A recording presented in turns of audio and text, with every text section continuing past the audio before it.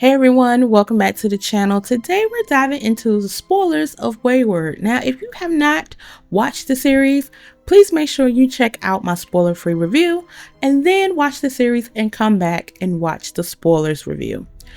So the series takes place in Tall Pines, a picture-perfect little town wrapped around a transitional academy for troubled youth. Sound wholesome, right? Hell no. This place has the entire town under its thumb, and the academy is way more cult than school. Kids get lured in, and before long, everyone's walking around with forced smiles, but underneath, they hate that damn place. And if you don't follow the rules, you face the consequences. Inside the academy, therapy is twisted into something cruel. Hot seat sessions crank up the heat, literally while forcing kids to confess, betray, and tear each other apart in the name of radical honesty. Grief isn't something to process, it's something to purge. Watching teenagers weaponize against one another is one of the hardest parts of the series. Evelyn, the leader, convinced these kids that their parents never wanted them, that they're alone and their only family is the academy. Was she helping them or completely breaking them? The rules are suffocating: no touching, spotless rooms, and totally memorization of the academy's manual. Break a rule and you'll be sent to the mirror room, a so-called soothing space for a self-reflection that feels more like punishment than therapy. Evelyn pushes Lelia to believe that the only way out is through a door that promises health, happiness, and freedom. To reach it, she has to confront her greatest fear: what happened to her sister? The promise feels like a hypnosis, facing trauma, accepting the truth, and moving on. But the reveal is chilling. Home isn't escape, home is the academy. Evelyn's character does a great job convincing the students that the academy is their true home, that their generation should end here. She becomes a massive influence in the Tall Pines community, especially with Laura. Now, Laura was not only one of Evelyn's students, but also the one who gave her that home in Tall Pines. What's interesting is how Laura and Evelyn share both different perspectives and beliefs, but at the core, they're almost the same person. Both are obsessed with control, just in different ways. One of the standout characters for me is Alex. I love constantly questions Evelyn, his co-workers, and even his wife about what is really going on in Tall Pines. He knew something wasn't right and genuinely wanted to help Abby and Leila, but by the end of the season, Alex makes his choice to stay with Laura and raise that baby. That decision says a lot about his character and the grip this town has on people.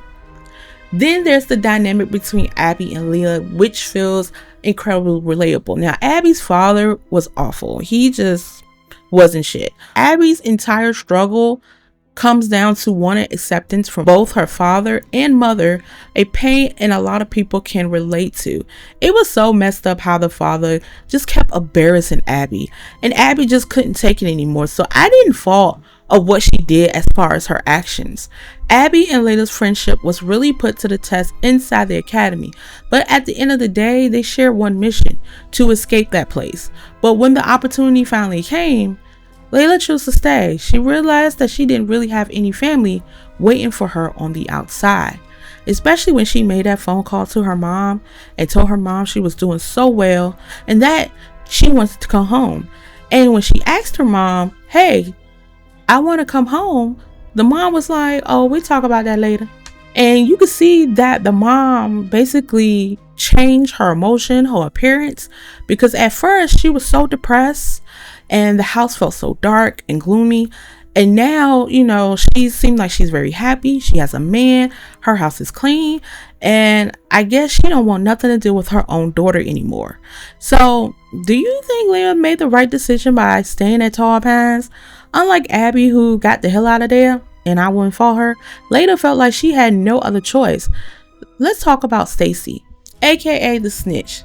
Now, I will say this: even though Stacy got on my damn nerves throughout the entire series, I actually like her character. I thought she was one of the standout characters as well. The second someone messed up, she was blowing that damn whistle with the quickness. Honestly, it felt like she wanted the other students to get in trouble. Her whole character shows how far someone would go just to feel included. Stacy wanted to prove to the counselors and Evelyn that she was loyal, even if it was meant to betray the other kids. And the wild part is, she was willing to take it so far that she unalived one of the students. I really like how the director focused on each character's perspective and their personal journey. The storytelling felt clear and balanced. It wasn't all over the place. And just to clear it up, is this series based on a true story? Absolutely not. But the writer and director Mae Martin did pull from moments of their own life as well as the life of one of their friends to shape the story. Now, Martin did an interview for a particular article, and here what it says. I was a wayward teen in the early 2000s, and my best friend Nicole was sent to one of the troubled teen institutes when she was 16. Martin explained, when she came back and shared her stories, I became pretty obsessed with the industry. I was deeply intrigued to learn that a lot of its origins actually came from self-help groups and cults in the 70s, and how they can be a huge profit and often questionable practices. I knew it was for the rich, for thriller territory. I really enjoy this series. Like I said before, I did rate this series a 9 out of 10. I enjoy the story. I enjoy the action. It was nothing that I did not dislike. I enjoy every bit of it, and it is one of my top 5 horror and thriller TV series of 2025. That's how good it was. Let me know in the comments below, did you enjoy the series as much as I did? And do you think we will get a season 2? I hope so, because I'm definitely looking for it. But we'll see, because we know how Netflix is. Personally, I think we should. There's definitely more to the story to tell. Thank you so much for watching my channel. Make sure you like and subscribe. And until then, see you later.